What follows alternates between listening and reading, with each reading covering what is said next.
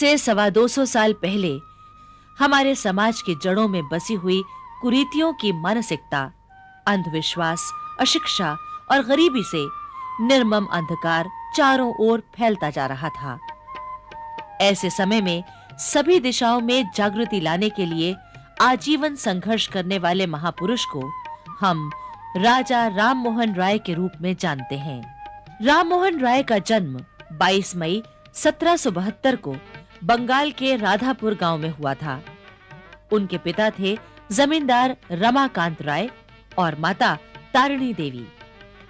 ये परिवार सुबह से रात तक नियम से पूजा पाठ और कर्मकांड करने में बहुत आस्था रखता था। सब काम विधि पूर्वक तारिणी देवी के हुक्म से चलते थे।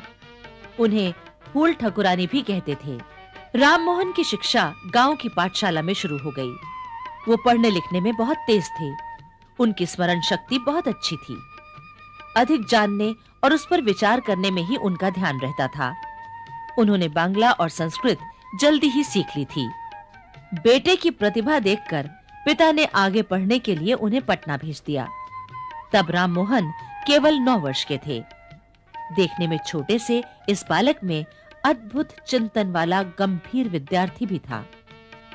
पटना में उन्होंने अरबी और फारसी भाषाओं का अध्ययन किया। कुरान और इस्लामी धर्मशास्त्र से परिचित हुए। कुछ बड़े हुए तो प्रचलित मतों और धर्मों का तुलनात्मक अध्ययन करने में डूबे रहे। वहां पढ़ते हुए सबसे बड़ी सीख मिली स्वाधीन चिंतन की, यानी जो ठीक जचे उसे मानो। बेटा पटना से पढ़कर लौटा तो रमाकांत और तारिणी देवी बहुत प्रसन्न हुए। राममोहन अब ऊंचे कद के आकर्षक व्यक्तित्व वाले नवयुवक हो गए थे। वो शांत स्वभाव से अपने माता-पिता को स्नेह सम्मान देते थे। लेकिन माता-पिता को जल्दी ही पता चल गया कि बेटा बदल गया है, क्योंकि राममोहन अब आंख मूंदकर पुरानी परंपराओं को मानने के लिए तैयार नहीं थे। सुलझे हुए नए विचारों की ताजी हवा उनके मन में प्रवेश कर चुकी थी। उन्होंने कहा, अगर एक बच्चा कोई तर्कपूर्ण बात कहता है तो उसे मान लेना चाहिए।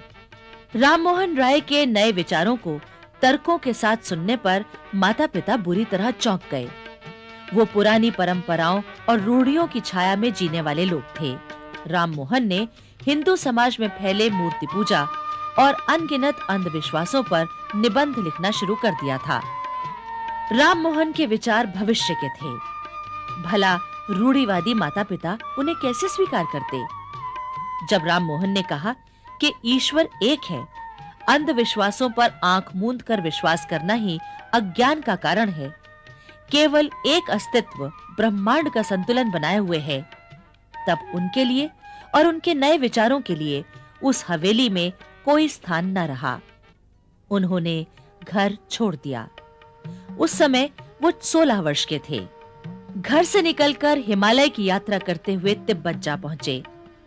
बौद्ध धर्म का देश तिब्बत। उन्होंने पाया कि बौद्ध लामा भी पुराने विचारों से चिपके हैं। उन्हें आश्चर्य था।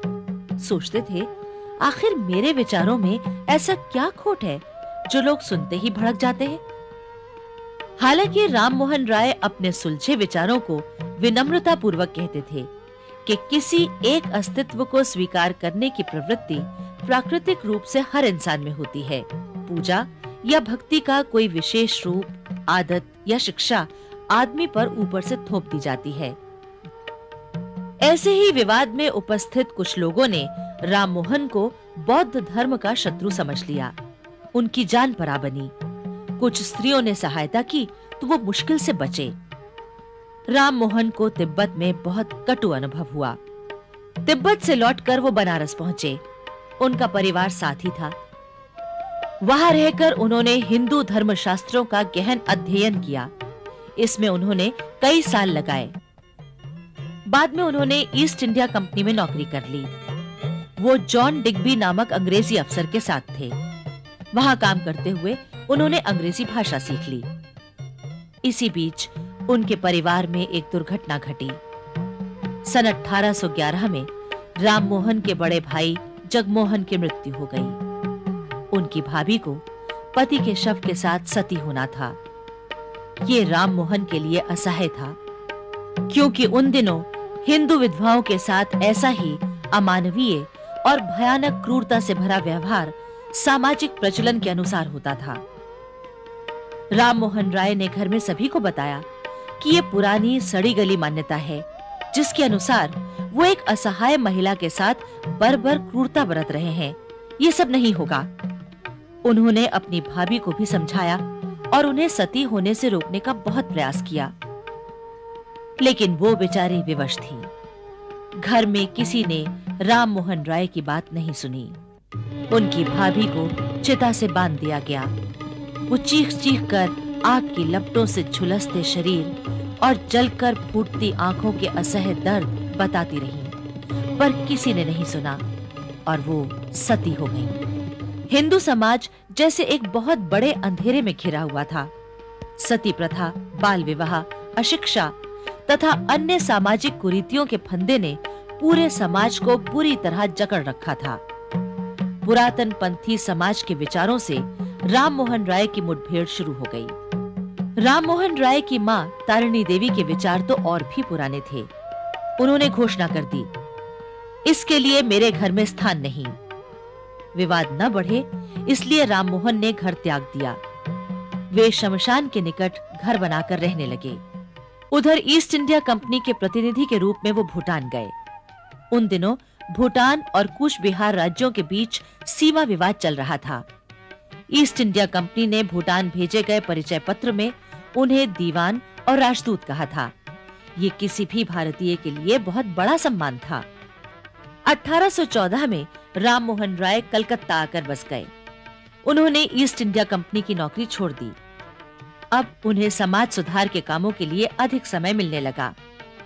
उन्होंने वेदांत सूत्र, ईश और केन उपनिषदों का बांग्ला और अंग्रेजी में अनुवाद किया। अपने लेखों में उन्होंने लिखा, शास्त्रों और तर्क द्वारा निर्धारित रास्ते पर हमें चलना चाहिए। सत्य की स्थापना के लिए शास्त्र, तर्क और ईश्वर की दया तीनों ही आवश्यक हैं। तर्कों को हमारी नैतिकता के विवेक और ज्ञान का प्रकाश चाहिए। इसके बाद हम सर्वशक्तिमान ईश्वर की दया पर निर्भर कर सकते हैं। भारतीय नारियों की दुर्दशा और उनके अधिकारों के बारे में उन्होंने एक पुस्तक लिखी, जिसका नाम था the encroachment on the rights of the Hindu females, अर्थात भारतीय नारियों के अधिकारों का हनन। उनके लेख तथा पुस्तकों का प्रकाशन विभिन्न विषयों तथा भाषाओं में हुआ, जिससे उनके सशक्त विचार सारी दुनिया ने जान लिए। राम मोहन राय के आधुनिक और प्रगतिशील विचारों का विरोध हो रहा था, तो उनके प्रशंसकों की संख्या भी बढ़ रही थी। विरोधी उन्हें नास्तिक और धर्म विरोधी करार देने लगे, जबकि सच तो ये था कि वो धर्म और ईश्वर में अटूट आस्था रखते थे। राम मोहन राय ने सब धार्मिक मान्यताओं से जुड़े अंधविश्वासों और अविवेकपूर्ण गलत बातों का विरोध किया था। इसलिए कट्टरपंथी हिंदुओं के साथ-साथ ईसाई मिशनरी भी उनका विरोध करने लगे। वे इतना अध्ययन मनन कर चुके थे कि विरोधियों को हार मानकर सर झुकाना पड़ा। उन्होंने कहा था, भगवान धर्म को आदमी और आदमी के बीच भेदभाव तथा वैमनस्य को नष्ट करने वाला और मानव जाति की एकता और शांति को बढ़ावा देने वाला बनाए। ईस्ट इंडिया कंपनी की नीति भारतीयों को जानबूझकर अशिक्षित और पिछड़े हुए रखने की थी। दूसरी ओर राम मोहन चाहते थे अज्ञान, अशिक्षा और कुरीतियों का घटाटोप अंधकार दूर हो तो समाज प्रगति करे। राम मोहन राय सती प्रथा बंद करवाने का संकल्प कर चुके थे। 18 वर्षों के निरंतर संघर्ष के बाद उनके प्रयास सफल हुए। गवर्नर जनरल विलियम बेंटिक ने राम मोहन राय की बात को स्वीकार किया और 4 दिसंबर 1829 को सती प्रथा को कानूनी तौर से बंद करने का आदेश जारी कर दिया। सती प्रथा विरोधी घोषणा से समाज में जैसे भूचाल ही आ गया। कट्टरपंथी और अंधविश्वासी लोगों की कोई कमी तो थी ही नहीं। उन्होंने इस सती प्रथा विरोधी आदेश को रद्द कराने के लिए धर्म सभा नामक संस्था बनाई। धन और समर्थन जुटाने लगे। उन्होंने मिस्टर बेथी नामक वकील को प्रिवी काउंसिल के सामने सती प्रथा विरोधी आदेश को रद्द कराने की पैरवी करने के लिए इंग्लैंड भेजा। राममोहन ने भी सती प्रथा उन्मूलन के समर्थन में अपना प्रतिवेदन प्रिवी काउंसिल के सामने भेजा। उन्होंने बहुत ही तर्कपूर्ण ढंग से हिंदू धर्मशास्त्रों के हवाले से इस कुप्रथा को गलत प्रमाणित किया। प्रिवी काउंसिल ने दोनों प्रतिवेदनों पर विचार करने के बाद धर्म सभा की अपील रद्द कर दी। राममोहन राय के सामाजिक संघर्ष में उनकी बहुत बड़ी विजय थी ये। राममोहन की इस जीत ने उनका सर तो ऊंचा किया, परंतु उनके विरोधी नहीं समझे। मां तारिणी देवी और दूसरे रिश्तेदारों ने नाराज होकर उनके खिलाफ झूठे मुकदमे दायर कर दिए। उन्हें हर तरफ से फंसाने की चालें चली गईं, पर वो समाज पुरुष अपने रास्ते से डिगने वाला नहीं था। अंत में मुकदमे खारिज हुए, झूठ की पोल खुल गई। उनके बंधु बांधवों ने क्षमा याचना की। राममोहन राय ने उदारतापूर्वक उन्हें क्षमा कर दिया। लेकिन अभी षड्यंत्रों का जाल पूरी तरह नष्ट नहीं हुआ था, क्योंकि अब वर्धमान के राजा ने उन्हें झूठे मुकदमों में फंसा लिया। जीत यहाँ भी मिली, लेकिन धन और समय की बड़ी बर्बादी के बाद। उन्होंने मूर्ति पूजा का विरोध किया था। कहा था कि हर कहीं हर धर्म का ईश्वर एक ही है। इसी एक ब्रह्म की आराधना का प्रचार प्रसार करने के लिए उन्होंने ब्रह्म समाज की स्थापना की। वो दिन था 20 अगस्त 1828 का। राममोहन राय न सिर्फ अच्छे वक्ता थे, उनकी लेखनी में भी जोश था। उनकी धर्म मीमांसा पुस्तकों के अतिरिक्त बांग्ला और अंग्रेजी में अनेक लेख भी प्रकाशित हुए। देश में ही नहीं, विदेशों में भी उनके प्रशंसक हो गए थे। उन्होंने फारसी में समाचार पत्र प्रकाशित किया, मिरात उल अखबार, और बांग्ला में भी एक अखबार निकाला, संवाद कौमुदी। ईस्ट इंडिया कंपनी की सरकार भारत का जमकर शोषण कर रही थी। क्या व्यापारी, क्या मजदूर, सभी पिस रहे थे। ऐसे में राममोहन राय ने आवाज बुलंद की। अंग्रेजों की शह पर जमींदारों ने किसानों के शोषण के लिए लगान की दरें बहुत बढ़ा दी थीं। नमक के व्यापार पर कंपनी के एकाधिकार में मिलावटी घटिया नमक बहुत ऊंची दरों पर बेचा जाता था। इसके साथ साथ कंपनी के अधिकारी जहां नजर पड़ती वहां से मनमानी मुद्रा इकट्ठा करके खुलेआम इंग्लैंड भेज रहे थे। देशी काम धंधे खत्म हो रहे थे। इंग्लिस्तान का सामान ऊंचे दामों में बिक रहा था। राममोहन राय ने आवाज दी, ये लूट रोकी जाए, देश कंगाल हो रहा है। परंतु राममोहन राय समझ गए कि उनके विरोध की ये आवाज भी जंगल में शोर मचाने की तरह ही है। उन्होंने फैसला किया कि इसके लिए इंग्लैंड जाकर वहां के लोगों को भारत की दुर्दशा बताई जाए तो शायद कुछ सुधार हो सके। एक अफसर जैसे अपने आप उनके पास चला आया। उन दिनों दिल्ली के बादशाह अकबर द्वितीय अपनी शिकायत ब्रिटिश सरकार के पास इंग्लैंड भेजने के लिए कोई उपयुक्त व्यक्ति की तलाश में थे। उन्हें शिकायत थी कि कंपनी सरकार से मिलने वाला भत्ता काफी नहीं है। बादशाह ने राममोहन राय को अपना दूत बनाकर इंग्लैंड भेजना उचित समझा। उन्हें राजा का पद दिया।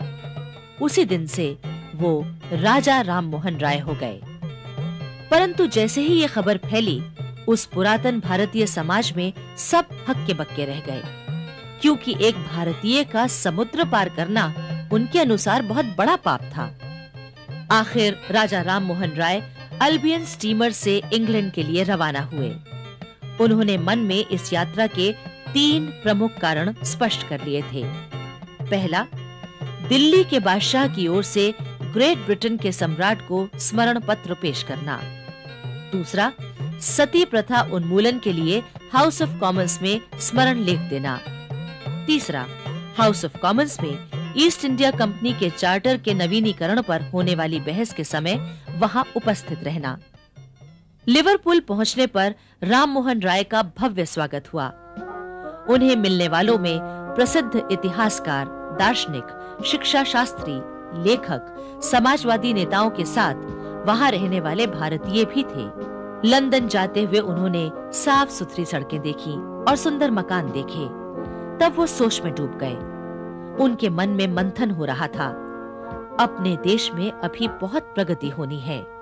6 जुलाई 1831 को ईस्ट इंडिया कंपनी के निदेशकों ने उन्हें भोज के लिए निमंत्रण दिया। चेयरमैन ने सभापति पद से राममोहन राय के स्वास्थ्य एवं मंगलमय जीवन की कामना की। राजा राममोहन राय के इंग्लैंड में रहते हुए विलियम चतुर्थ का राज्याभिषेक हुआ। इस समारोह में उन्हें यूरोप से आए राजदूतों के साथ बिठाया गया। ये एक बहुत बड़ा सम्मान था। इंग्लैंड की संसद ने उन्हें अपने सामने प्रस्तुत होने का अवसर दिया। यहाँ उन्होंने बताया कि भारत की आर्थिक स्थिति क्यों दिन ब दिन खराब होती जा रही है और उसे कैसे सुधारा जा सकता है। 7 सितंबर 1831 को सम्राट विलियम चतुर्थ ने उन्हें भेंट करने के लिए बुलाया। बादशाह ने उन्हें लंदन ब्रिज के उद्घाटन समारोह में भाग लेने का निमंत्रण दिया। 26 दिसंबर 1831 को लंदन से प्रिंस टेलीरैंड के नाम उन्होंने अपने फ्रांस जाने के पासपोर्ट पर स्वीकृति के लिए निवेदन के रूप में एक पत्र लिखा था। समस्त मानवता एक विशाल परिवार है जिसमें अनेक राष्ट्र, अनेक जातियां, उसकी शाखाओं से अधिक कुछ भी नहीं है। एक व्यवस्था हो जो राष्ट्रों के आपसी झगड़ों को सुलझाती रहे और उनमें आपसी अमन चैन कायम रखे और इस प्रकार विश्व शांति की स्थापना हो। इस प्रकार दुनिया के किसी भी राजनैतिक विचारक से बहुत पहले उन्होंने संयुक्त राष्ट्र संघ की बात उसी समय सोच ली थी। आजादी, सह अस्तित्व और समानता की भावना से प्रेरित फ्रांस के लिए राममोहन राय के मन में प्रशंसा की भावना थी। 14 अक्टूबर 1832 को वो फ्रांस के सम्राट से पेरिस में मिले। उत्साह से भरा मन लेकर वो लंदन लौट आए और उन्होंने दिल्ली के बादशाह अकबर द्वितीय का भत्ता बढ़ाने के लिए पैरवी की। अंत में उनके तर्क स्वीकार कर लिए गए। भत्ता 3 लाख रुपया सालाना बढ़ा दिया गया। इस प्रकार वो राजदूत के रूप में सफल रहे। उनका इंग्लैंड आने का उद्देश्य सफल रहा, लेकिन वो अस्वस्थ हो गए। मन भी अशांत था। उन्हीं दिनों बैंक फेल हो जाने के कारण राजा राममोहन राय का लगभग सारा ही पैसा डूब गया। विदेश में रहते हुए ये स्थिति झेलना बहुत ही दुखद था। इलाज हुआ, लेकिन उनका स्वास्थ्य बिगड़ता ही गया। ब्रिस्टल में 27 सितंबर 1833 को भारत मां के इस सपूत का अपने घर परिवार से दूर विदेश की धरती पर देहांत हो गया। इसके अनेक वर्ष बाद सन 1842 में राजा राममोहन राय के मित्र देवेंद्र नाथ टैगोर इंग्लैंड गए।